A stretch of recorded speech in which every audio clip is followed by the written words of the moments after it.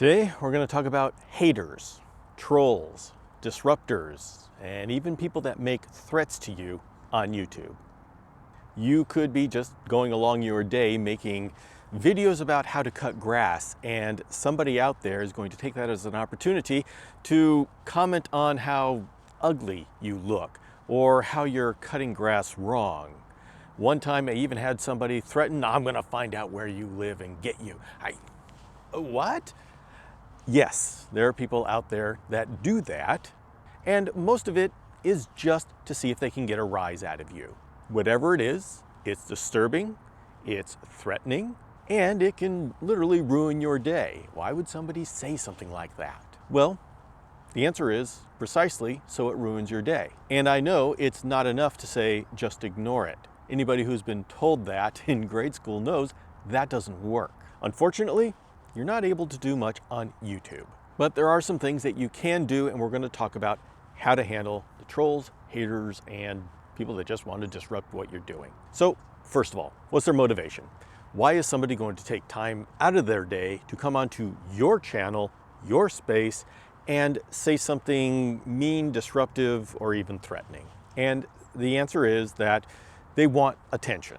They want to see that they've ruined somebody else's creation, and they want to see if they can break you. This is the equivalent of someone running around the beach, kicking down kids' sandcastles just to do it. Now, there's nothing you can do to rid the world of people who just get joy out of hurting other people, but you can insulate yourself to some extent from these people on YouTube. The most obvious way to deal with this is a feature called Hide from Channel. Every one of these social media platforms has some sort of privacy mode where you can block other people. YouTube really doesn't have a block function. They have a hide user from channel. And so the user, whoever is harassing you, can still see your channel, can still see everything going on, can try to post, but neither you nor anybody else on that channel will see what they're posting. So it's a kind of let them shout at themselves in a dark room, but they're not bothering anybody. Now, why YouTube doesn't allow you to completely block them from your channel, I don't know. I'm guessing it's because if YouTube allowed somebody to block another person, we'd have a lot of people copying videos or saying hateful things to people and then blocking them so those people never know what's going on. That's just my guess. And these tools tend to change and evolve over time. So by the time you watch this, it could have changed again.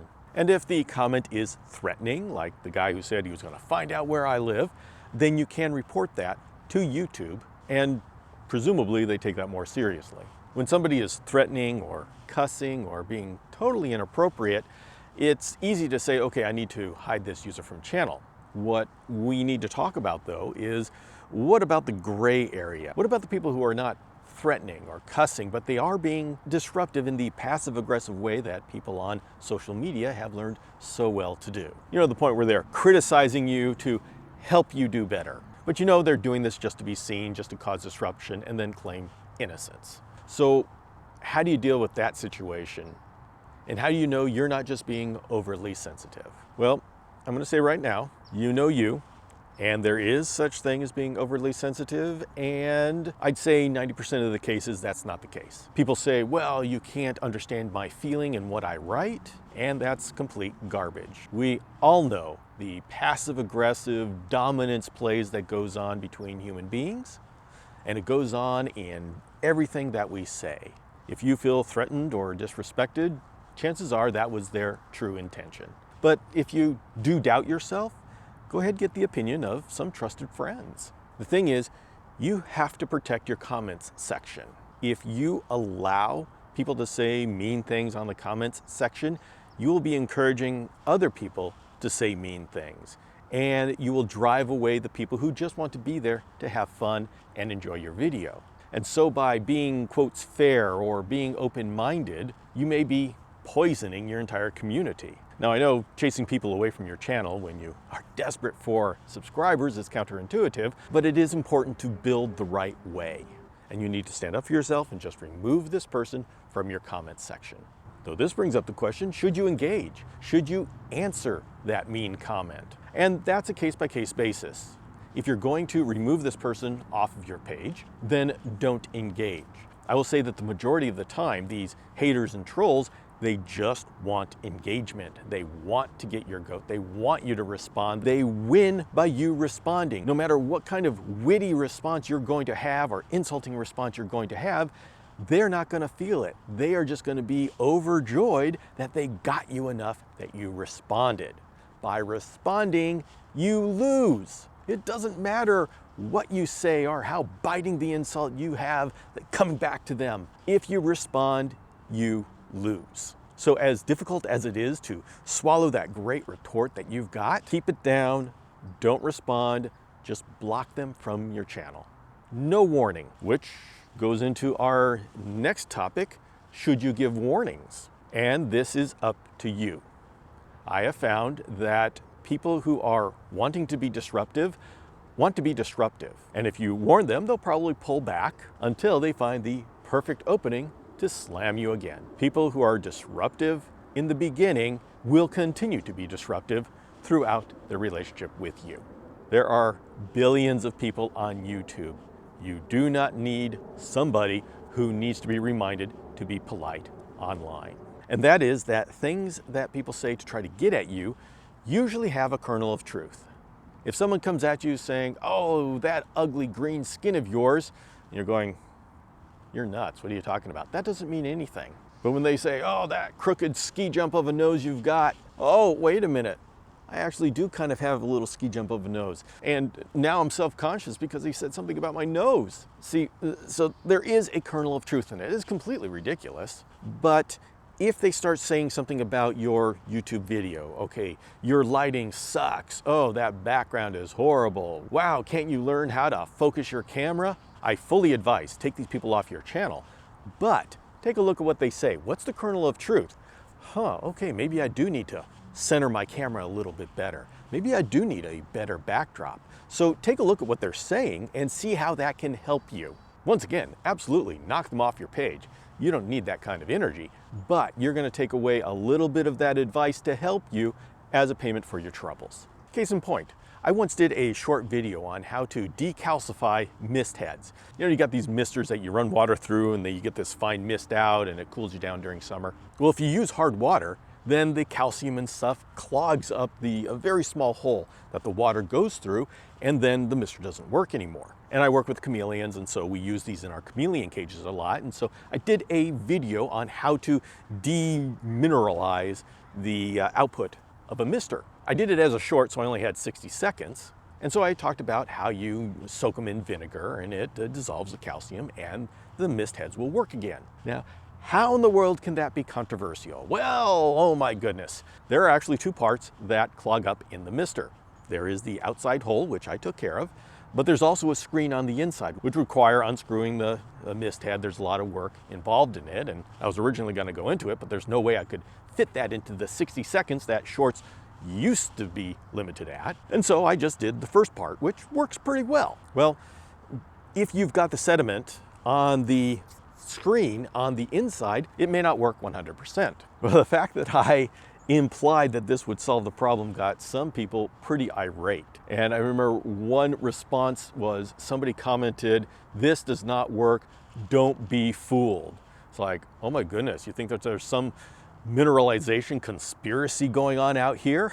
So I, of course, knocked off that comment, but what I took away from that was useful for me, was that there are enough people out there that have the problem where the screen gets filled with sediment, that the vinegar bath doesn't do it for them.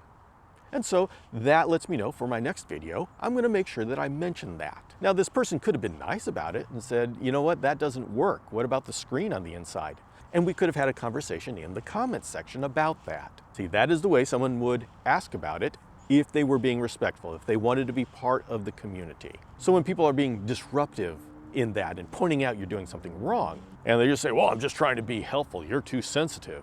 And they can be 100% correct, and it still be justified to kick them off your account. And just because you were wrong, they were right, doesn't mean that they get to abuse you and be disrespectful on your account. Take away the kernel of truth of what they did say that was correct, and then kick them off. And that's not fair. There needs to be justice, and I want to go on social media and talk about how horrible they are. You're never going to get the satisfaction you want. The best way to get satisfaction is to create a channel and create content that is so good that it is punishment enough to be separated from that channel and not be able to interact. That is the best justice for their actions. Don't waste any of your time following all these little trolls and haters around the internet. Take all of that energy into making yourself better. You want them to regret something? Make them regret not being part of your community. Now, I know those are big words and they sound true, because they are true. But I also know that when people say things, especially when there is that kernel of truth and you say, oh my goodness, they're right, and that really hurts. I know you're going to spend the entire morning thinking about the responses you want to give to this person and how hurt you are. Unfortunately, I don't have a solution for that. There's no way you can just forget about it or ignore it. That never works. It has never worked in all of life. And so, unfortunately, I don't have the magic words that will make you feel okay having somebody come at you like that. And all I can offer is that there will be a time that you're actually proud when people come at you. And I know that sounds a little bit strange now, but if you are doing something substantial in the community, if you're doing something substantial, period, people are going to want to tear you down. People you don't know will want to tear you down.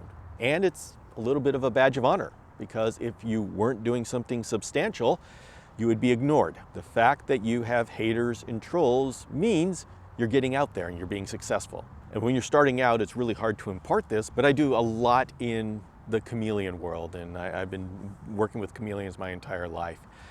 And I've been pushing husbandry forward all that time, and so I make a lot of enemies. And for me, if I don't have somebody who's coming after me or saying mean things about me, it's almost like something's missing. It's like I'm not being effective. It is, wait a minute, where's my haters? How come I've gone this long without somebody saying something mean to me? And so although I can't say anything that's gonna make it feel good that somebody's coming at you and saying mean things about you, I can say the truth that if you weren't doing something that was threatening or something more than they could do, they'd ignore you and you wouldn't get any haters or trolls.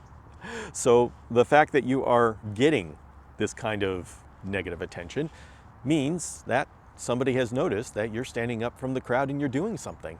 So although it doesn't feel good, it's kind of a badge of honor. I wish the world was a nicer place, but I think that's the best that we can hold on to. And so, hold on to that. When people are being mean to you online, don't engage, knock them off your channel, and take all of that energy and put it back into being the best channel possible. That, in the end, is the best revenge. The best revenge is you are so successful that you're not thinking about them, and a year from now, you don't remember who they are. So when those mean comments come, wipe them out of your life and put your energy on moving forward. And with that, I'm going to send you off to be awesome. I'll see you next time.